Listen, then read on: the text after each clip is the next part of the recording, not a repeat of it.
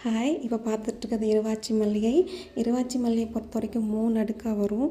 ஒரு பூவே அவ்வளோ பெரிய பூவாக இருக்கும். ஏன்னா அது 3 அடுக்காக இருக்கனால அவ்வளோ பெரிய சைஸில் இருக்கும். வாசனையை சொல்ல வேணாம், அவ்வளோ அதிகமான வாசனையாக இருக்கும். நல்ல வாசனை உள்ள மல்லிகைனா இருவாச்சி மல்லிகை தான். இந்த மல்லிகையை பொறுத்த வரைக்கும் நம்ம பூக்கள் முடிய கட் பண்ணி விடணும். அப்போ தான் புது புது துளிர் வந்து வேகமாக பூத்துகிட்டே இருக்கும். நம்ம இருவாச்சி மல்லியை பொறுத்த வரைக்கும் தரையில் வச்சுட்டிங்க அப்படின்னா அதை கேர் பண்ண வேண்டிய அவசியம் இல்லை. அது பாட்டு வளர்ந்துட்டுருக்கும், பூக்கள் கொடுத்துட்டு தான் இருக்கும். ஆனால் க்ரோ பேக்லேயோ இல்லை தொட்டிலையோ வச்சுட்டிங்க அப்படின்னா அதுக்குன்னு கேர் கொடுத்து பார்த்தா மட்டும்தான் பூக்கள் கொடுக்கும். அதுக்கு உரம் கொடுக்குறதா இருக்கட்டும், பூக்கள் வைக்கிறதுக்கு அதை கட் பண்ணி விட்டுறதா இருக்கட்டும், அப்படி பண்ணால் மட்டும்தான் பூக்கள் கொடுக்கும். ஒரு பூவை பாருங்கள் எவ்வளோ பெரிய பூ சைஸ் பூவாக இருக்குன்ட்டு. இது 3 அடுக்காக இருக்கனால நல்ல பெரிய பூ தான். இருவாச்சி பூ தொடர்ந்து பூத்துக்கிட்டே தான் இருக்கும்.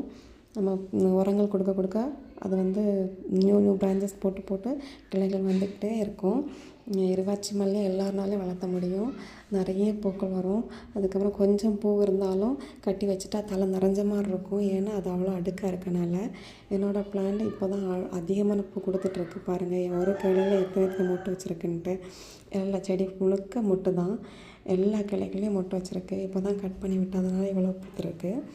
இந்த வீடியோ பிடிச்சிருந்தா லைக் பண்ணுங்கள். என்னோடய சேனலை சப்ஸ்கிரைப் பண்ணுங்கள்.